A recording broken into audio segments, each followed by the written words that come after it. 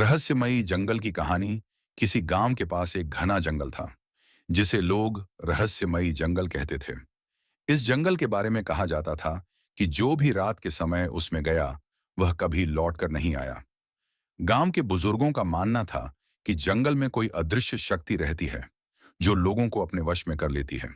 वहीं गांव के एक युवक अर्जुन को इन कहानियों पर विश्वास नहीं था। उसे लगता था कि ये सब केवल डराने के लिए बनाई गई बातें हैं। उसने ठान लिया कि वह इस रहस्य को सुलझाएगा। एक रात जब पूरा गांव सो रहा था, अर्जुन अपने साथ एक टॉर्च और एक छोटी कुल्हाड़ी लेकर जंगल की ओर चल पड़ा। जैसे ही उसने जंगल में कदम रखा, चारों ओर सन्नाटा छा गया। पेड़ों की पत्तियां भी बिना हवा के खड़खड़ा रही थीं, जैसे उसे कुछ चेतावनी दे रही हों।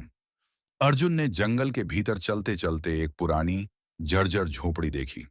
उसने झोपड़ी के पास पहुंचकर देखा कि वहां कुछ अजीब निशान बने हुए थे, जैसे किसी बड़े जानवर के पंजों के। झोपड़ी के भीतर से हल्की हल्की रोशनी आ रही थी। अर्जुन ने साहस जुटाकर झोपड़ी का दरवाजा खोला। अंदर का दृश्य देखकर वह स्तब्ध रह गया। वहां कई पुराने सामान रखे थे, जंग लगे औजार, फटे कपड़े और कुछ किताबें। इन सब के बीच एक बूढ़ा आदमी बैठा था जो दिखने में साधु जैसा लग रहा था। साधु ने अर्जुन को देखकर कहा, मैं जानता था कि एक दिन कोई ना कोई इस जंगल के रहस्य को जानने जरूर आएगा। अर्जुन ने डरते हुए पूछा, यहां क्या हो रहा है? लोग यहां से गायब क्यों हो जाते हैं?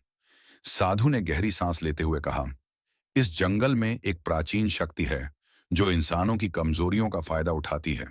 जो भी लालच, क्रोध या डर के साथ यहां आता है, वह उसी शक्ति का शिकार बन जाता है। लेकिन अगर तुम निडर और सच्चे इरादों के साथ आए हो तो तुम सुरक्षित हो।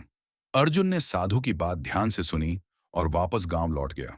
उसने गांव वालों को इस रहस्य के बारे में बताया। इसके बाद लोग जंगल से डरना छोड़कर उसे सम्मान देने लगे। शिक्षा। हर रहस्य का समाधान साहस और सच्चे इरादों से किया जा सकता है।